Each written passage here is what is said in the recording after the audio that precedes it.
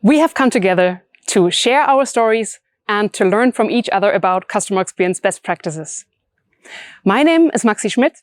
I'm a VP and Principal Analyst at Forrester Research, and I'm broadcasting to you today from my garden in Switzerland, where you can hear some gardening work in the background for other gardens, probably. Customer experience as a profession is already 20 years old. What I want to share with you today are some thoughts on where to go next and how to get there.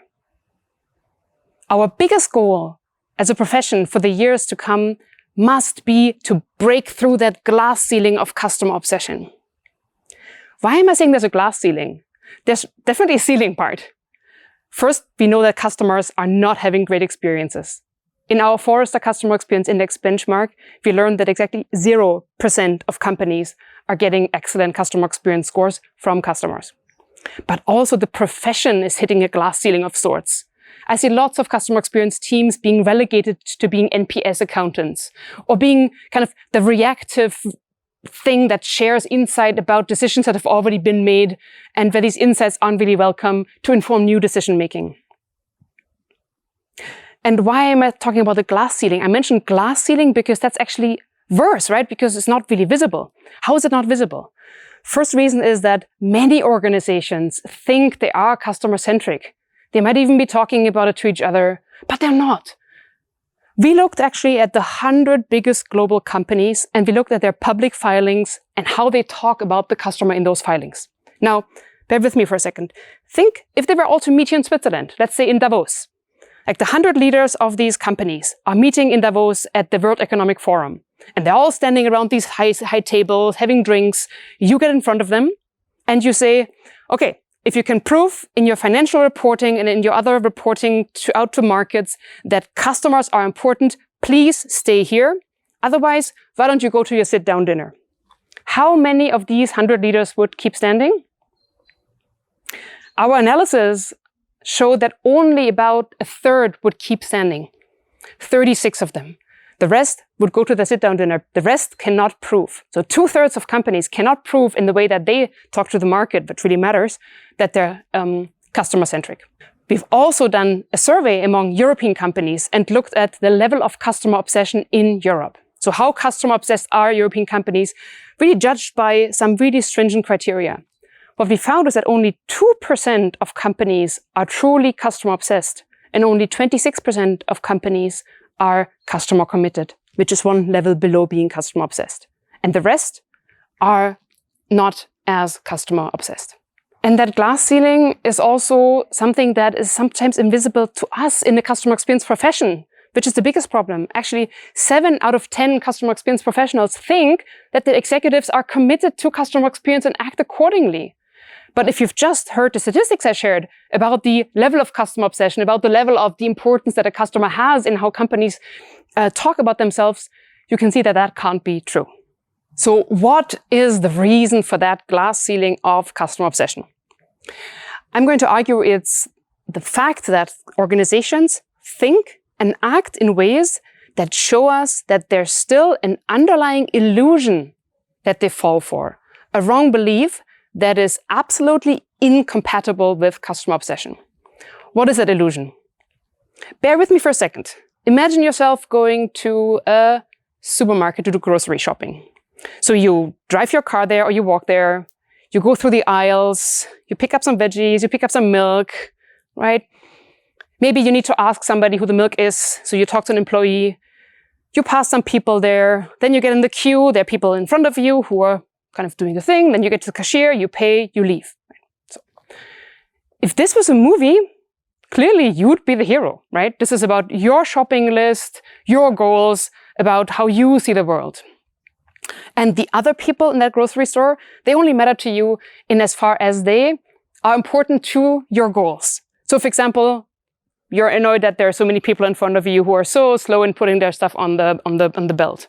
Or you might be super happy that the employee you asked to find the milk actually walks with you there. But most of these people in the supermarket, they're just extras, right? They don't matter to you. But now put yourself in the shoes of the person helping you find the milk, of the cashier, of the person in front of you in the queue. They're also starring in the movie, in their own movie. to them, you are the extra. You're just the person who is impatient behind them. You're just the person that they happen to help find the milk, like among many hundreds others that they helped that day. So to them, you're the extra. We all think that way. There's even a name for that. It's called Sonder. We all think we're the heroes of our stories and the others are just extras. Unfortunately, organizations do the same thing. Many organizations think that they are the hero. And who are the extras? The customers. The organizations think about their own shopping lists, so to speak, their own goals. They think about the revenue that they can get from a customer, the customer lifetime value from the customer, how they can achieve their business objectives, the brand story they want to tell.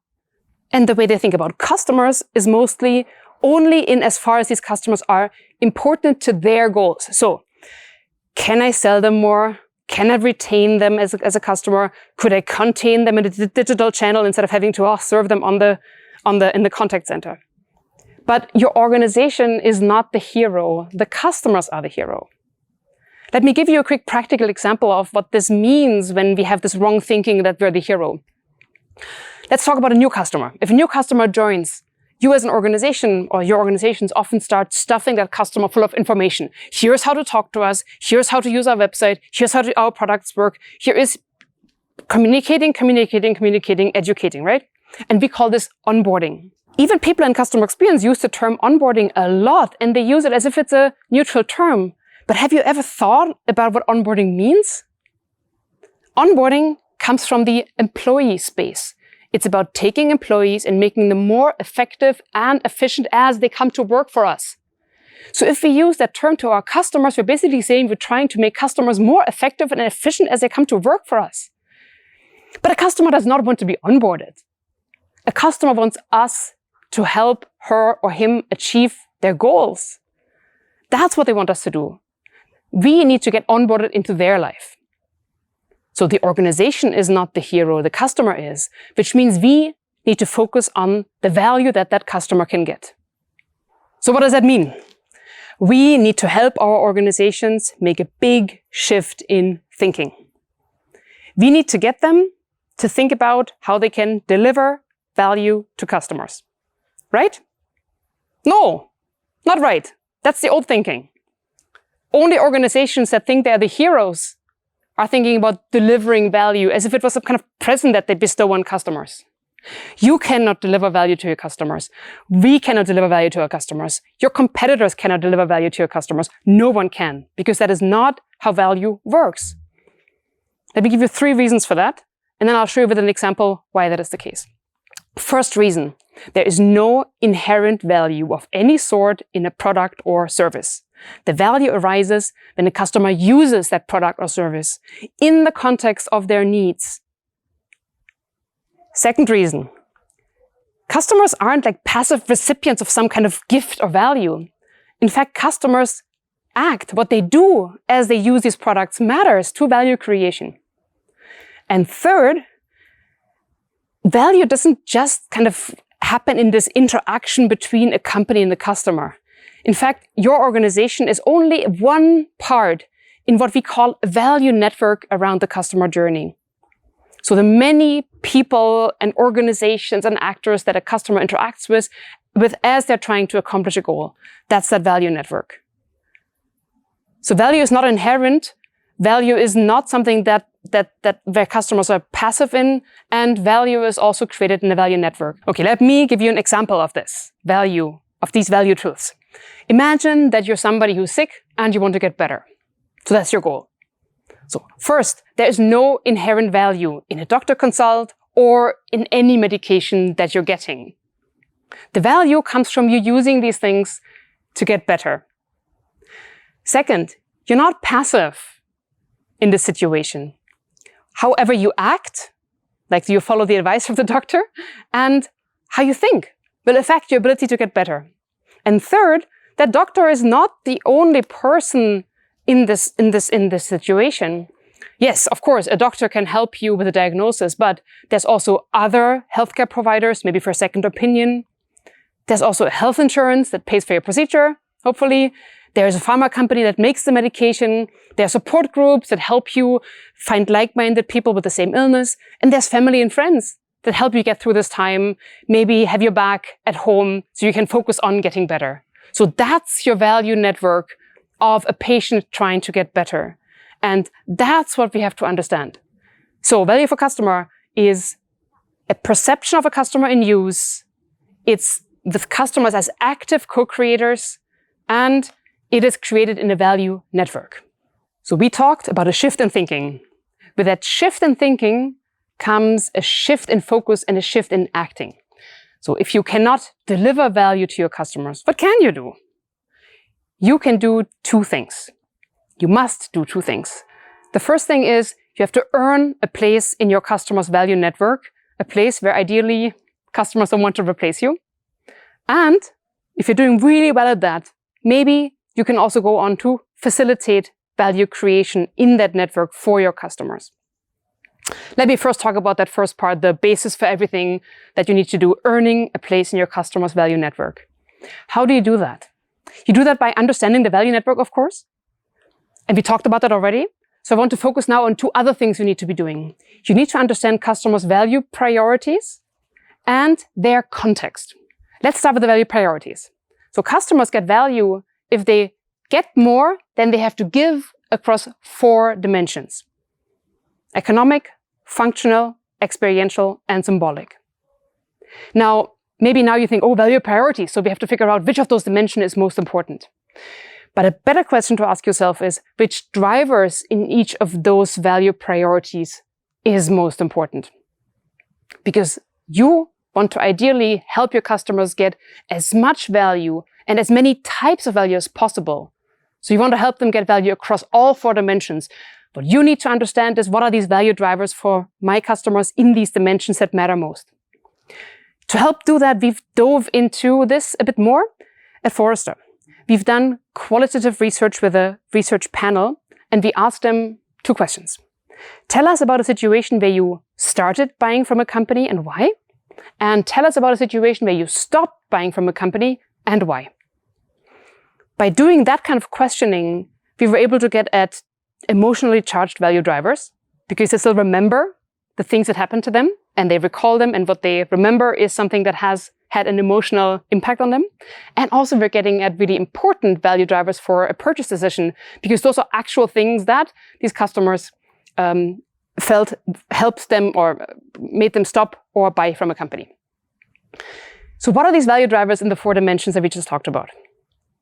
The economic value is all about money. Categories of value drivers in there are about predictable prices and fees, and whether you can save money and get freebies. The functional value is all about usefulness. The usefulness of products, the usefulness of that buying process around that, and the usefulness of the help or support you get.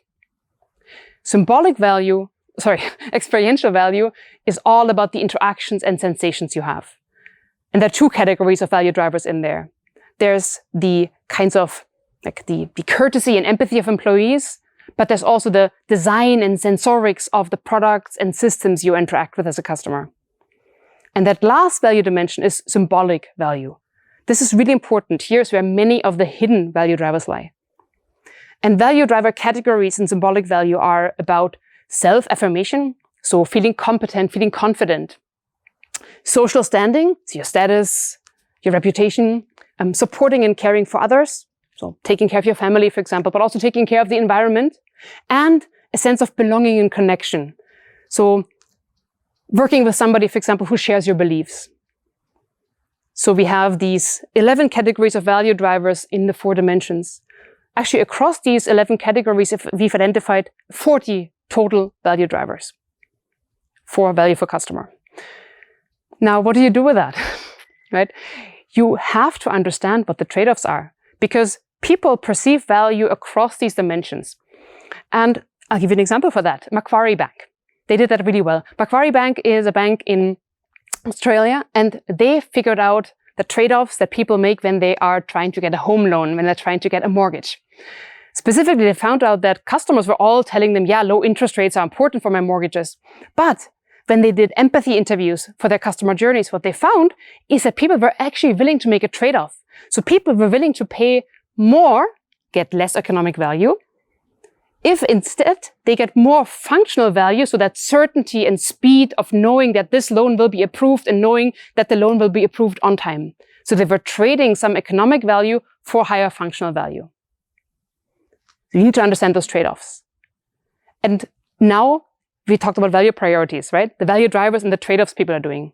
Now that second part comes in that I mentioned earlier, context. And context is important because if the customers are the heroes, the context of who they are, the situation they're in, the kind of comparisons they see, that matters. It matters to their value perceptions. So when you're thinking about that context, think about your journeys. The journeys provide that context for you. Because a journey tells you where these people are coming from and how they're going through a situation. I'll give you a concrete example.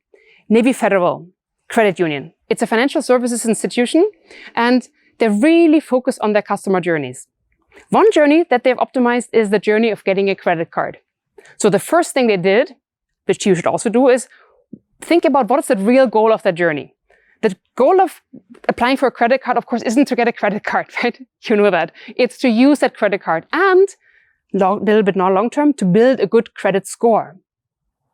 Now, Navy Federal optimized that journey already, that when people have an application, they call in, the person can immediately tell the caller whether they are approved for the credit card or not.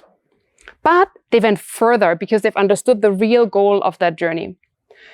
While still on the call, the person from Navy Federal will ask the customer and help them set up automatic payment notifications or automatic balance transfers in order to make sure that they're never getting a problem with their credit card balance. So that helps them to more easily build a good credit score. And what's more, they have lots of content on their page for how to build a good credit score, the kind of things you need to do. So that gives people confidence and competence. That might remember that symbolic value. So that's how they're using a journey to understand what's the actual goal, what are the kind of value drivers that are important for customers, and how can we help customers achieve that value. So if you've done that thing well with earning a place in your customer's value network, you can think about a second step that you may be able to do, and that is facilitating value creation across the customer's network. I'll give you an example of what I mean. DBS Bank in Singapore. It's one of the biggest banks in the region. They are taking on a role as value facilitator for the value network around the journey of, for example, car buying. So DBS has created a sort of service where they've partnered with 2 car marketplaces, and they help customers to filter cars by budget, to estimate loan amounts. They help them to set up test drives via WhatsApp, and they help them with the ownership, the document transfer for ownership. So when you sell your car to somebody else, they help with that. So all of the stuff around that car buying process, that quite big decision and big journey with many different actors involved and lots of people, they help facilitate for the customer to make it easier for that customer to have value or create value in that process, in that journey. Now, what's the starting point for that? The starting point is to identify a journey where navigating that value network is hard for customers and then stepping in. I'll give you a government example. Just because if government can do it, you can do it too, right? In Australia, the still current Minister of Customer Service and Digital Government, Victor Dominello, realized with his team that Australians who have somebody die in their family had to go through a really, really, really big, long journey with many people in them to cancel their accounts, right? You have to tell the pension fund, you have to tell the bank, you have to tell the utility, you have to tell the telco person that that person died. And a person that you love just died, right? This is really hard for them. So many organizations they have to tell. So what the Australian government did is they created an Australian death notification service. And the death notification service is such that you get the certificate of death and you submit it to that death notification service, and that death notification service now takes care of everything for you. They take care of liaising with the utility, with the telco, with the bank, with the pension fund that you have. You don't have to do something. So here the government helps you facilitate or helps you create more value, making it easier for you, helping you to not have that grief and that added effort to have to reach out to all these people by helping you coordinate that. And that's what it means to facilitate value creation. Now, Don't please mix that up with trying to go into adjacent areas where we can also try to sell our customers something. This is centered around the goal that a customer has. It's centered from a position of trust that the customer has in you. And then you think about what part of the value network could I help make easier for that customer by helping them navigate it, by taking on some of that coordination. So we talked about the big goal we have, that glass ceiling. We talked about why we have a glass ceiling. We talked about how we need to help our companies shift their thinking away from delivering value to helping create value. And we talked about how companies need to act differently based on that. And now I want to close with talking about what is your role as a customer experience professional in this process. How can you help reimagine, or how can you help your organizations to reframe how they think about delivering value, bestowing a gift on the customer, to the customer being the hero, the customer being in the active seat in helping to get value or in getting value out of a company. Your role is to help your organization reframe from that deliver value mindset, the hero mindset, to the understanding that you are a part of a customer's value creation and that you need to earn a place in the customer's value network and maybe help them facilitate more of that value network. Now, what can you do? Specifically, there's 3 things I suggest you do. The first is making sure that research into customer needs, customer preferences is done properly. Especially these symbolic value drivers are really important for customers, hence they're important for you. Which means that if there's exploratory research being done, or if you're trying to understand value priorities, you have to use techniques like lettering technique to understand what certain features mean for customers, the kind of value that people get from it, even that symbolic value, which is often very hard to get to, because some symbolic value drivers customers don't like to express. Like, I don't like to express that I bought my BMW just to one-up the neighbors. And I said it on camera, great. But so that's kind of something that you don't get when you just talk to customers or when you do a survey. You need to do exploratory interviews and using lettering technique. The second thing you need to do is to make sure you got your journeys correct. There's this flurry of activity of journey mapping, and you maybe have taken journey mapping as a practice into the organization, and others are using that tool too. As they're using that tool, make sure that they're using it right. Every journey should have the end goal for the customer. Something more short-term, remember, using the credit card. Something more long-term, building a credit score. Every journey should also have the value needs of customers and value priorities on that journey. And every journey should help you understand how much value customers are getting in different phases of the journey and where they're getting more or less of the different value drivers that are important to them. And the third thing is, I'd like you to help your organization watch their language a bit. Right? So for example, we have to stop talking about a journey that is actually a life cycle, the end-to-end journey. No, that is a life cycle, a relationship life cycle. We have to talk about journeys that are actually kind of company goals, right? Like the advocacy journey. There's not much of a journey there, it's a company goal. But also we have to take our own language into account. We have to check our own language. So as I mentioned earlier, something like onboarding sounds so innocent, but it's actually not all that innocent if we use that employee term and apply it to our customers. It's not very customer-centric. Remember, this is not about semantics. Sinead O'Burke, she's a really, really inspiring disability activist and Irish writer, said it beautifully. Language doesn't just name our society, language shapes our society. Words matter, and actions matter too. So I hope that you can use this speech and all of this event as an inspiration to act or think and act differently too, and to get your colleagues in your organization to also think and act differently. Thank you.